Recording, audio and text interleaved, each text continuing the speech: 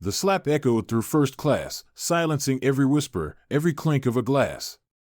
Phones flew up to record, passengers frozen in shock, as Madison Cross realized too late the man she struck wasn't just any traveler, he was the new CEO of Airlines. And in that instant, a quiet reckoning began at 35,000 feet. "Excuse me, miss, would you mind giving me a hand with this?" Malcolm Pierce stood under the overhead bin, gripping a sleek brown leather duffel bag. His voice was calm, his tone polite, but there was a tightness in his left shoulder from days of back-to-back meetings and a rushed connection through Denver International. He didn't look like someone who needed help, dressed in a tailored navy blazer, a crisp white shirt, khakis pressed to sharp lines, and well-worn Oxford shoes. Malcolm carried himself with the quiet confidence of someone used to navigating busy terminals and crowded gates. But today, even the strongest hands could use a moment's grace. The flight attendant nearest him, a slim woman with a tight blonde bun and sharp cheekbones, barely glanced over. Her name tag read Madison. She didn't smile. She didn't move.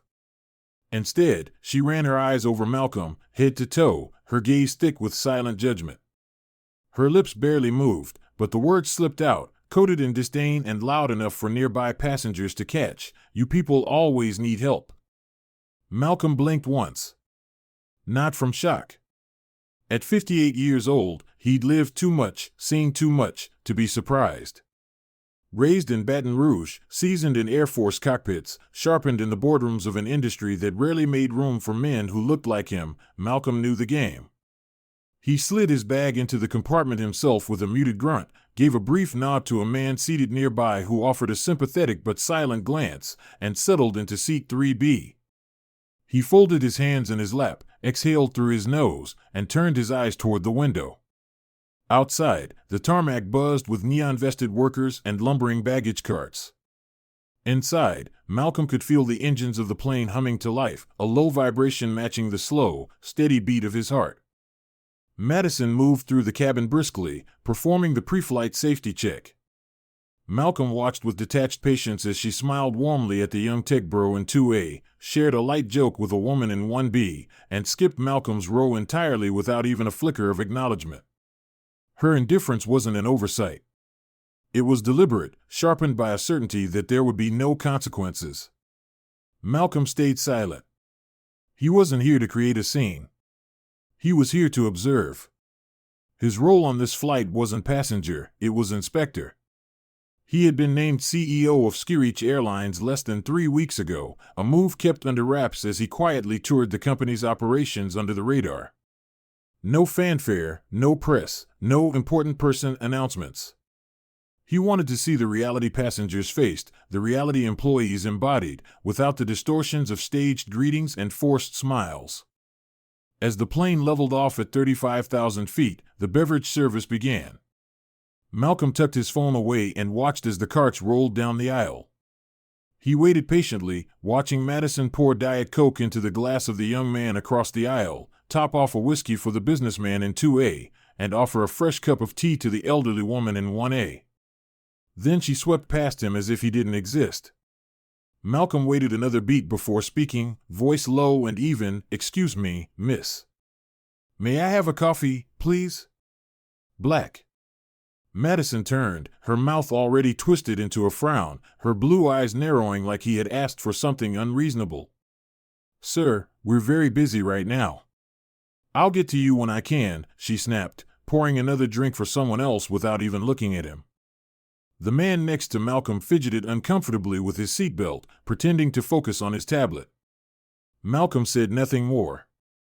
He returned to the magazine in his hands, eyes skimming an article about executive leadership, though he wasn't reading anymore.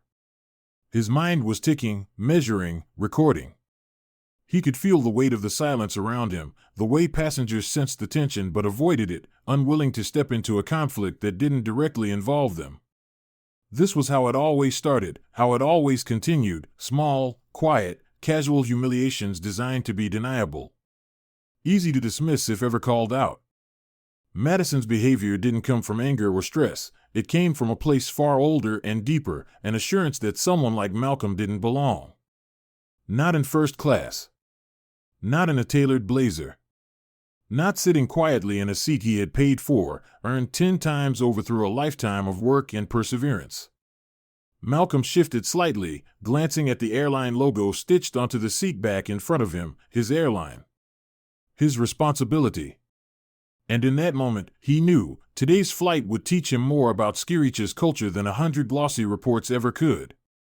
An hour into the flight, the cabin settled into a kind of soft hum, conversations tapering off into murmurs and rustling newspapers. Madison laughed loudly near the front of the cabin, bending down to joke with a man wearing designer sunglasses perched on his head, her voice bright and easy.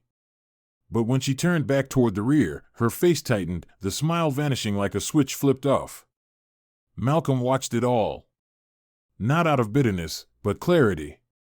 He had flown fighter jets through lightning storms and battled for a seat at tables where his presence was an anomaly. He didn't need to shout to make a point. He just needed to be still, to let the truth of the moment reveal itself. Later, when Madison finally returned down the aisle, she stopped abruptly by Malcolm's seat. Without a trace of warmth, she asked, loud enough for nearby rows to hear, "Still waiting on that coffee, sir? Just making sure you're not planning to write a complaint for being overlooked in first class." The words dripped with contempt, framed like a joke but weighted with accusation. Malcolm looked up slowly, his face expressionless. "No complaint," he said, voice calm as ever. "Just coffee."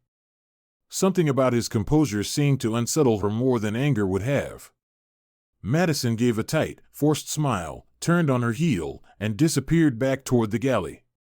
Malcolm didn't watch her go. He turned back to the window instead, eyes tracing the thin, endless line where the deep blue sky met the earth below. He thought of something his grandfather once told him when he was a boy: it's not always the loud battles you need to fight. Sometimes it's the quiet ones that tell you who you're really up against. Minutes later, she returned, slamming a paper cup onto his tray table with a splash that sent hot coffee droplets scattering. "Hope it's strong enough for you," she said coolly, standing over him. Malcolm calmly wiped the spilled coffee with a napkin, never lifting his eyes to hers. He knew better than to rise to the bait. He also knew something else, something she didn't. Today's treatment would not vanish into the noise. It would be addressed. Thoroughly. But Madison wasn't done. She lingered, tilting her head with mock sweetness. "You're sure you're in the right seat?" she asked loudly, drawing attention again. "We don't usually get casual travelers up here. First class is reserved for business flyers, executives." She trailed off, leaving the insinuation dangling in the air like a bad smell. Malcolm set his coffee cup down gently and looked up, meeting her gaze without blinking. "What kind of travelers do you usually expect in first class?" he asked, voice as soft as velvet, but carrying enough weight to stop conversation 2 rows over. Madison stiffened, her eyes flickering. "Just, people who travel for work. High-tier customers," she said quickly, stumbling over her words, realizing too late how thin and transparent her excuse sounded. Malcolm nodded slowly. "I see," he said simply, and turned back to his seat, dismissing her without another glance. He knew the battle was no longer just between him and her, it was becoming something bigger, and soon the entire cabin would feel the shift.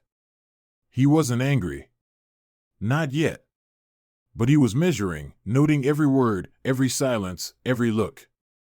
Because justice sometimes moves like a slow current at 35,000 feet, unseen until it changes the direction of everything around it. And Malcolm Pierce was ready for it. Malcolm Pierce could feel it even before it happened, the way a gathering storm darkens the edges of the sky long before the first drop falls. He sat still in seat 3B, the cheap paper coffee cup cooling untouched on his tray table, the seatbelt sign chiming back on as the pilot announced the beginning of their descent into Seattle. Passengers shifted in their seats, bracing for landing, but Malcolm remained steady, tuned not to the motion of the plane but to the strange electric tension tightening around him. Madison Cross was watching him again, not openly, but in sharp, slicing glances that betrayed a battle inside her.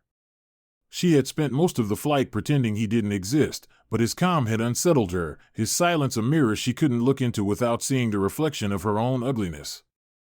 As she moved down the aisle one last time, checking seatbacks and tray tables with unnecessary force, Malcolm caught the moment when she hovered by his row, eyes narrowing. Without warning, without a word, Madison leaned in, her hand snapping out faster than a thought, and struck Malcolm across the left cheek with the flat of her palm. The sound was not loud, but it cracked the cabin open like thunder. Gasps shot through the first few rows. A phone clattered to the floor. Someone audibly whispered, "Did she just?" But their voice faded under the rising current of shock. Malcolm did not flinch, did not reach for his face, did not rise from his seat. He sat there, blinking once, letting the silence thicken, letting the enormity of the moment land fully on every person within sight. Around him, the slow realization was setting in, the murmured outrage simmering as passengers who had spent the whole flight pretending not to see could no longer hide in politeness. A young woman in 4C scrambled for her phone, raising it shakily to record. An older man in 2A stood halfway out of his seat, his mouth opening and closing like a fish gasping for air. Before Malcolm could speak, another flight attendant, a petite woman with dark curly hair and a badge that read Sophia Martinez, rushed forward, eyes wide with disbelief. She positioned herself between Malcolm and Madison, voice low but urgent. "Madison, go to the galley." "Now," Sophia said, her hand steady but firm on Madison's arm. Madison stood frozen for a heartbeat, her face draining of color as she realized what she had just done, what could not be undone. Sophia tugged her gently but insistently backward. "Now," she repeated, and this time Madison turned stiffly and stumbled toward the back of the plane, her shoulders hunched like someone walking into a firing squad. Sophia turned back to Malcolm, crouching slightly by his seat, her voice trembling with both anger and apology. "Sir, are you okay? Do you need medical attention?" Malcolm took a slow breath, the heat from the slap still lingering on his skin but his mind sharp and clear. "I'm fine," he said, voice calm, every syllable carrying the weight of command that no uniform could disguise. Around them, the atmosphere shifted again, passengers murmuring, whispering, pulling out their phones. The video would be online within minutes. Malcolm knew it before he even saw the red recording lights blinking. Then it happened, a small voice from behind, almost a whisper but loud enough to shatter the last illusions in the cabin. "That's Malcolm Pierce," a woman said to her seatmate in row 5, a note of awe in her tone. "He's the new CEO of Airlines." Heads turned. Faces that had been carefully neutral twisted in realization. Fingers tapped rapidly on phones, confirming the news, pulling up Malcolm's photo and profile from Skirich's website. The energy in first class tilted sharply, as if the entire section had been caught leaning one way and now lurched violently in the other direction. Passengers began to murmur openly now, no longer avoiding, no longer pretending. "I heard everything," a man in 2C said, standing halfway and looking directly at Malcolm. "She skipped you during service. She humiliated you on purpose." Another voice from the back chimed in, a woman sharp and furious. "I saw her splash coffee on your tray. I heard what she said about you people." The words poured out now, a tidal wave of guilt and anger and sudden, overwhelming solidarity. Phones were up everywhere, some filming Sophia, who still knelt by Malcolm's seat, others filming the empty aisle where Madison had fled. The plane bumped slightly in its descent, but no one paid attention. The flight crew in the back had already alerted the captain. By the time the wheels touched down on the runway at SeaTac, supervisors and airport security were already waiting at the gate, their faces tense, their postures rigid. The captain's voice came over the intercom, strangely heavier than before. "Ladies and gentlemen, welcome to Seattle. Please remain seated until the aircraft has come to a complete stop." But the order was unnecessary. No one moved. No one fidgeted for their luggage. Every eye was trained forward, on Malcolm, on the path to the door, on the reckoning that had just been written in real time. Sophia stood and leaned closer. "Mr. Pierce," she said softly, careful with the weight of his name now. "There are supervisors waiting outside. We'll make sure you're escorted safely." Malcolm nodded once, rising slowly, adjusting the sleeve of his jacket with deliberate precision. He didn't rush. He didn't show anger. His presence alone filled the cabin with a different kind of gravity. As he moved toward the front, passengers shifted aside instinctively, some reaching out with murmured apologies, others simply bowing their heads as he passed. At the aircraft door, two supervisors in Skirich Navy uniforms stood waiting. One was a tall black man in his 40s, the other a middle-aged white woman with steel-gray hair. Both looked stricken, aware of the storm already brewing outside the fuselage walls. "Mr. Pierce, sir," the man began, clearing his throat, "I'm Darius Cole, Regional Operations Manager. First, I want to offer our deepest apologies for what happened on this flight." Malcolm's face remained impassive. "Apologies are a start," he said quietly. "Accountability is what matters." Darius nodded rapidly, motioning toward the gate where a small knot of uniformed security officers stood, discreet but very present. Behind him, the murmur of passengers was growing louder as they disembarked, many still clutching their phones, many whispering to each other with wide, disbelieving eyes. Madison was nowhere in sight. Malcolm didn't ask where she was. He already knew. Suspended. Finished.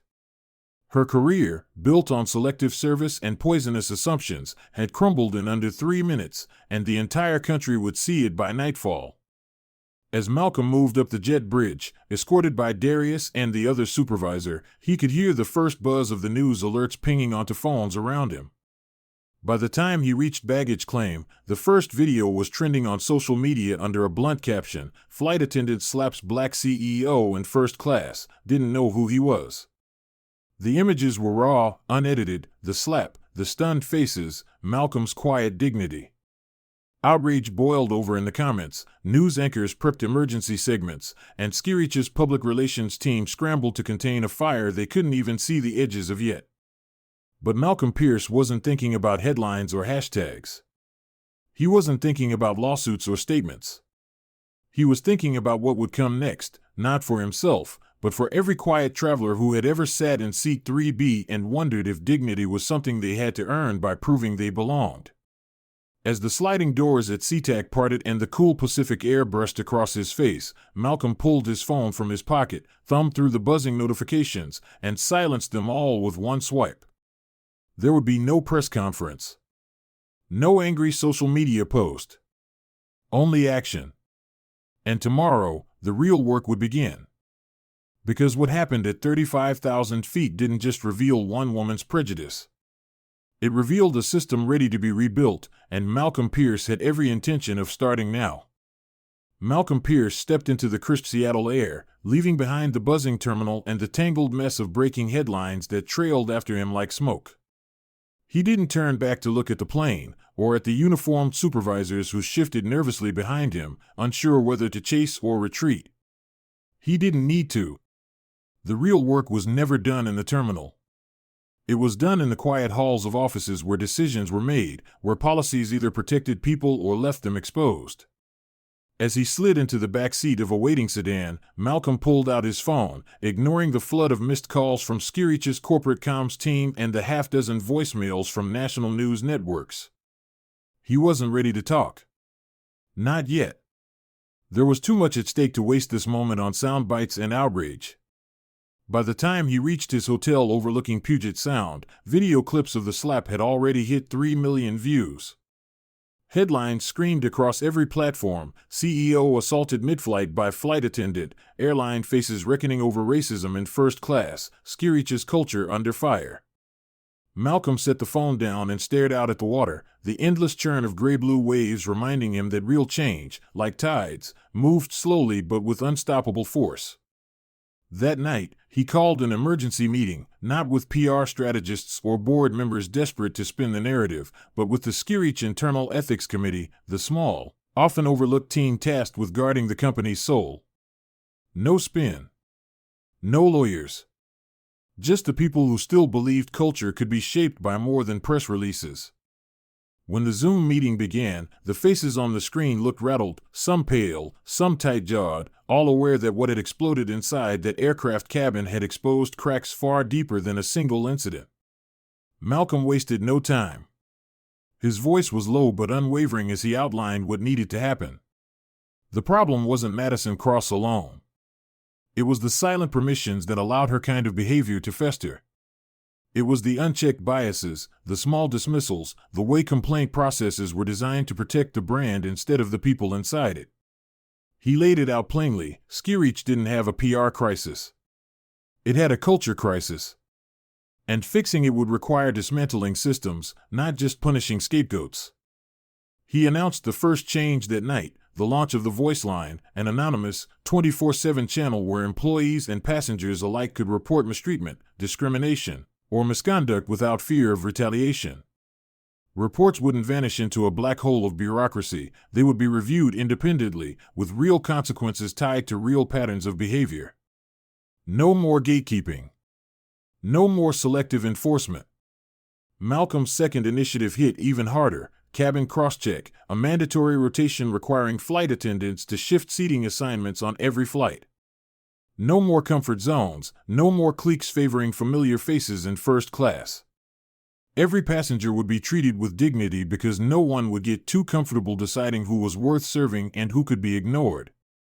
Training programs would be rebuilt from the ground up, not as box-checking exercises in compliance, but as real, challenging courses in unconscious bias, respect, and human decency.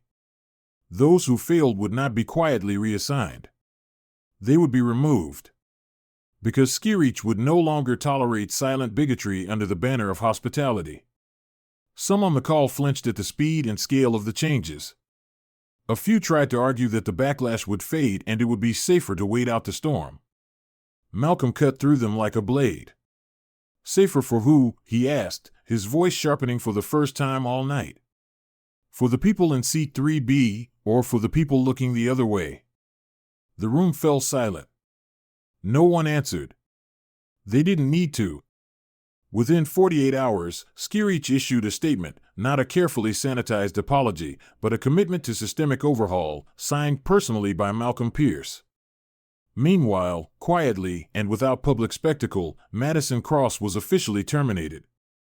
It wasn't just because of the slap. As the investigation unfolded, old complaints resurfaced, a recorded incident where she belittled a teenage Latina girl traveling alone. Whispered remarks caught by nearby passengers about those kinds of people taking over first class. The dots connected easily now, too easily. Her pattern wasn't a momentary lapse, it was a culture she carried with her, unchecked until it collided with someone powerful enough, and patient enough, to expose it.